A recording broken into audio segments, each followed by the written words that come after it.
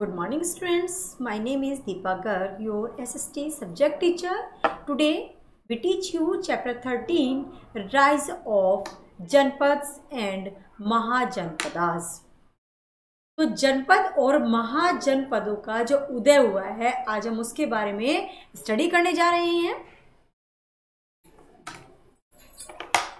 As the Aryans occupied the Gangetic plains, the small towns and cities of the Aryans grew in size and power. The period from 600 BC to 400 BC is important in this regard because powerful kingdoms were founded during this period.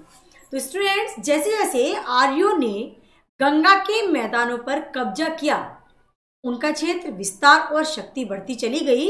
इस संदर्भ में हमारे 600 ईस्वी पूर्व से 400 ईस्वी पूर्व तक का काल महत्वपूर्ण है, क्योंकि इस काल में शक्तिशाली प्रशासन देखने को मिलते हैं.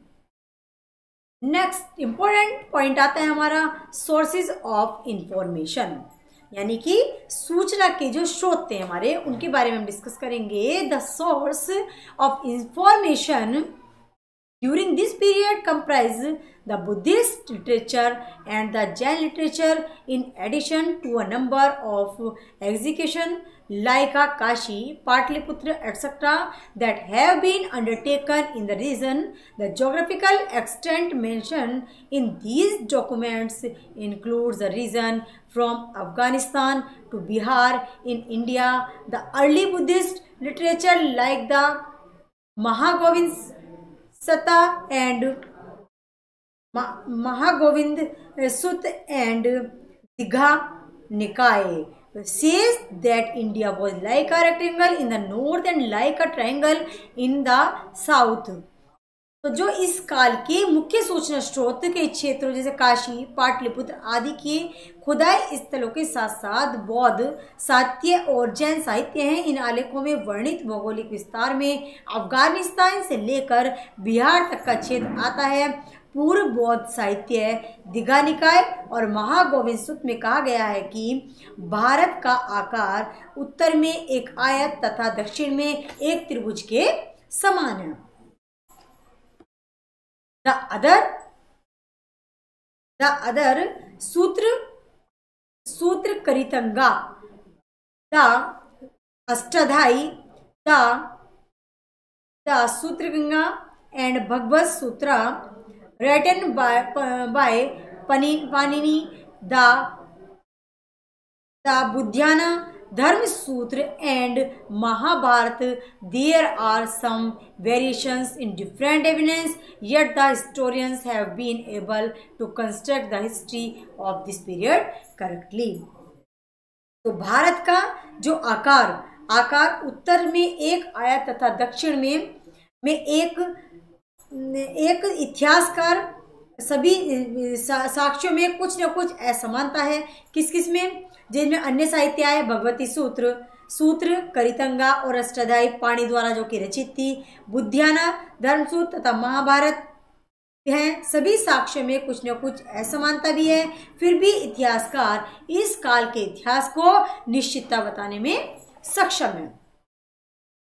नेक्स्ट इंपॉर्टेंट पॉइंट आता है हमारा जनपद टू महाजनपदास. तो जो जनपदास है हमारे, वो महाजनपदास में कैसे चेंज हुए हैं.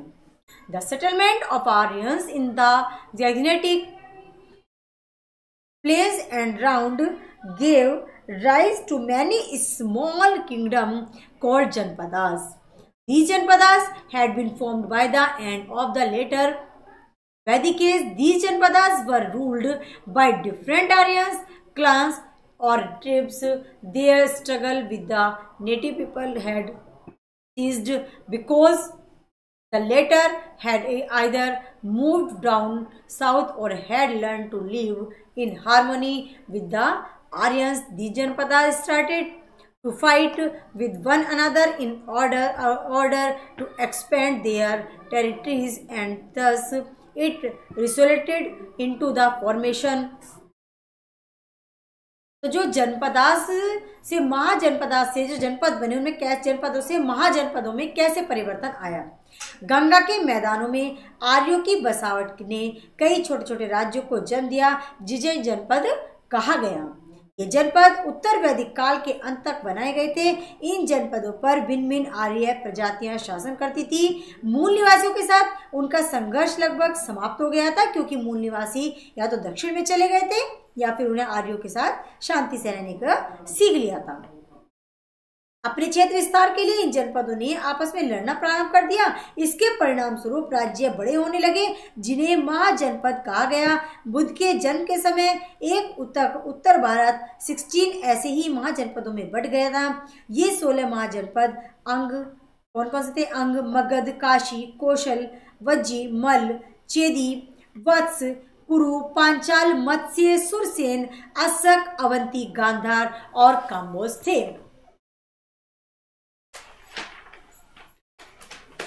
Life in janapadas and mahajanapadas. अब जो जनपद और महाजनपदों का जो जीवन था उसके बारे में हम स्टडी करेंगे। स्टार्टिंग करते हैं पॉलिटिकल लाइफ, यानी कि राजनीतिक जीवन कैसा रहा। टाइप ऑफ गवर्नमेंट, प्रशासन के प्रकार बताएंगे। Depending on the type of government the janapadas and mahajanapadas can be divided into two type, republic and monarchies. तो सबसे पहले प्रशासन के प्रकार पर आधार पर जनपद और महाजनपदों को दो वर्गों में बांटा गया। नंबर 1 थे रिपब्लिक मीन्स लोकतंत्र, और दूसरे थे हमारे मोनार्चीज यानी कि राजतंत्र। सबसे पहले हम स्टडी करते हैं Republic. There is a mention of 10 republics in the Pali record during the literature of the republic. The Buddha himself was the son of Shakya, chief of republic Kapilavastu. A few other important republics were Vaishali, Pava, Malaz, Kashinagar, etc. These republics were later won the Magad king Ajatashatru. तो जो पाली लेखों से बुद्ध के जीवन काल के समय में से 10 लोकतंत्रों के बारे में जानकारी प्राप्त हुई है। बुद्ध स्वयं कपिलवस्तु लोकतंत्र के शाक्य प्रमुख के पुत्र थे। कुछ अन्य महत्वपूर्ण लोकतंत्र वैशाली, पव, मल, कुशीनगर आदि थे। इन लोकतंत्रों के बाद में मगध के राजा अजातशत्रु ने विजय प्राप्त कर ली थी। इन लोकतंत्रों का नेतृत्व लोगों द्वारा चुने गए प्रमुखों का राज किया जाता था। ये प्रमुख लोगों द्वारा चुने गए सभा के सदस्यों की सहायता के शासन करते थे। किसी लोकतंत्र के प्रमुख को राजा कहा जाता था। However, some historians prefer to call these public oligarchies यानी कि अल्पतंत्र। In place of republics, they say that these republics were controlled by the Kastris. They owned the most land and political power, and it were they who were represented in the assemblies. As such, it would be better to call these republics the rule of the few or oligarchy.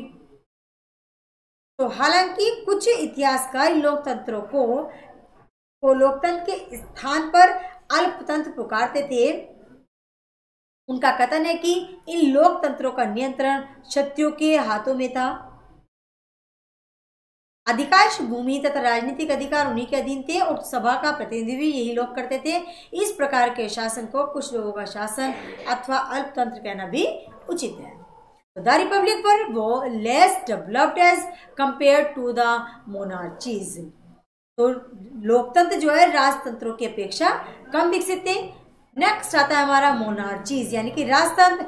अब राजतंत्र क्या है? The monarchy was a kingdom ruled by a king during the Vedic age. The post of the king was held by a powerful और wise person. However it become hereditary with the passage of time.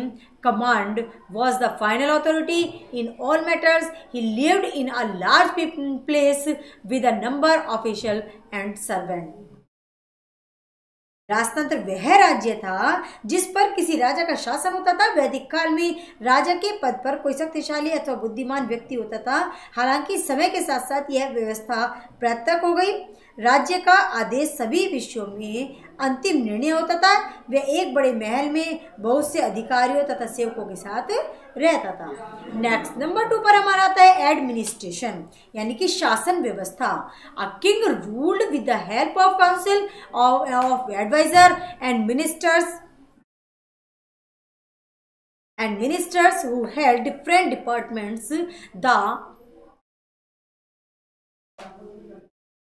जो हमारी administrator है purohit was the chief priest, the amatyas were the ministers, the senani was the army commander, the sangrahitri he was the treasurer, and like the smallest unit of administration was the village which was headed by the gramika or gramini village headman.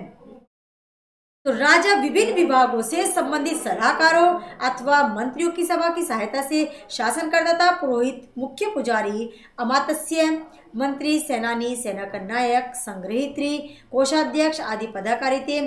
शासन की सबसे छोटी इकाई गांव था, जिसका नेतृत्व ग्रामिका अथवा ग्रामीणी गांव प्रमुख द्वारा किया जाता था। तो विलेजेस, टाउन्स एंड सिटीज, तो जो हमारे गांव, कस्बे और नगर थे उसके बारे में स्टडी करते हैं। A village was very important as most people live there. The small towns looked more a village than a town. A kingdom comprised of small and large town. Small towns were called, small थे वो हमारे पुर कहलाते थे, and the medium sized town were called nagras, and the capital and other large cities were called mahanagaras. There were fort in large cities, and a contingent of army was stationed in exact महानगरा। तो जो हमारे महानगर थे, महानगरों में बड़े बड़े क्या होते थे, छोटे कस्बों को पुर और मध्यम कस्बों को नगर तथा राजधानी और बड़े नगरों को महानगर कहा जाता था। महानगरों में किले होते थे और प्रत्येक महानगर में सेना की एक टुकड़ी तैनात रहती थी। स्टूडेंट्स, आपका ये चैप्टर यहीं स्टॉप करते हैं, बाकी का चैप्टर नेक्स्ट टर्न पर करेंगे। आपको अच्छे से बुक से रीड करना है, वीडियो को वॉच करना है। Thank you everyone.